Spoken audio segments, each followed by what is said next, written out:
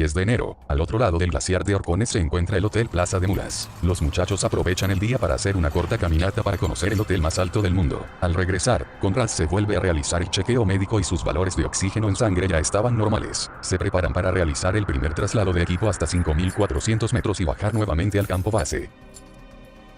11 de enero, realizan el primer porteo de equipos al campo 2 de Nido de Cóndor. Llevaron la carpa pequeña, comida, botas rígidas y crampones desde Plaza de Mulas, 4.300 metros sobre el nivel del mar, hasta los 5.400 metros sobre el nivel del mar. Retomar el ascenso luego de 3 días de descanso fue fuerte. Pensaban que ya habían ganado en aclimatación, pero al traspasar la barrera de los 5.000 metros sobre el nivel del mar comenzaron a sentir los efectos de la falta de oxígeno. A los 5.400 metros sintieron fuerte dolor de cabeza y pesadez. Dejaron el material en un chaleco cerrado con candado y volvieron a descender al campo base. Al descender de los 5.000 metros, los efectos del mal de altura desaparecieron. 12 de enero, día de descanso en Plaza de Mulas. El clima continúa siendo excelente. Tenían pensado descansar 2 días, pero se enteran de que se pronostica deterioro del clima y deciden que al día siguiente empezarían el ascenso, de manera de aprovechar el buen clima que aún se tenía.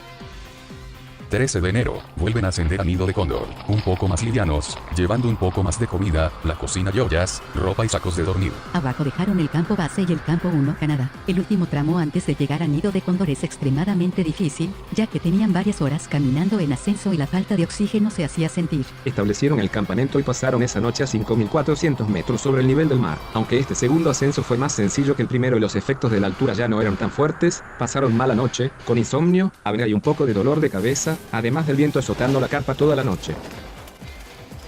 14 de enero, se prepararon y al mediodía emprendieron el ascenso desde Nido de Cóndor hasta el campo 3, Berlín. Iban mucho más pesados, cargando con todo el material que habían subido en 2 porteos. El mal tiempo les acompañó en todo el trayecto. Durante el ascenso se cruzan con grupos que huían del mal tiempo y observan cómo evacúan a otro montañista con edema cerebral, cargado por los brazos por 2 compañeros. El clima se iba descomponiendo cada vez más y llegaron al campamento Berlín, a 5.800 metros sobre el nivel del mar, bajo una copiosa nevada. Instalaron el campamento, prepararon agua derritiendo hielo y cocinaron la cena. De pronto, la carpa se iluminó. Se asomaron para ver que el temporal había pasado y ya llegaban los rayos del sol a la montaña. El Aconcagua les regaló un maravilloso atardecer. Momento para sentirse inmerso en una inmensa postal y salir del refugio a retratar el momento. Tenían vistas de las cumbres de los Andes hasta donde alcanzaba la vista y a los pies de la Aconcagua, el hermoso cerro El Cuerno.